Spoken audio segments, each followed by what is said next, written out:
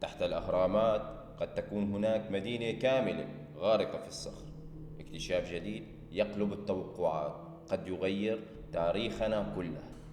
تحت الأهرامات قد تكون هناك مدينة كاملة غارقة في الصخر.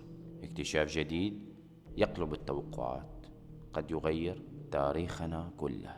مرحبا بكم في هذا الفيديو أصدقاء الغموض والمعرفة. إن كنتم من عشاق الأسرار القديمة والحقائق المدفونة فأنتم في المكان الصحيح. في الأيام الأخيرة أعلن مجموعة من علماء إيطاليا واسكتلندا باستخدام رادار متقدم بوجود مجموعة من الهياكل تصل إلى كيلومترات تحت أهرامات الجيزة.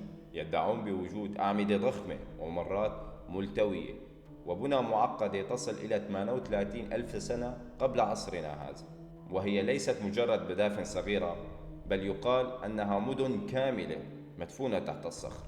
لكن لم يكن الجميع مقتنعا.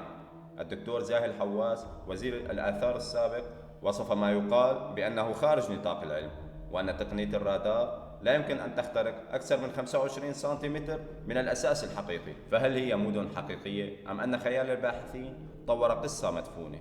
ماذا لو لم تكن الأهرامات بداية بل نهاية؟ ولماذا تظهر هذه التجاويف في أماكن لا يفترض أن يكون فيها شيء؟ فهل هناك ما لا يسمح لنا برؤيته تحت الرمال؟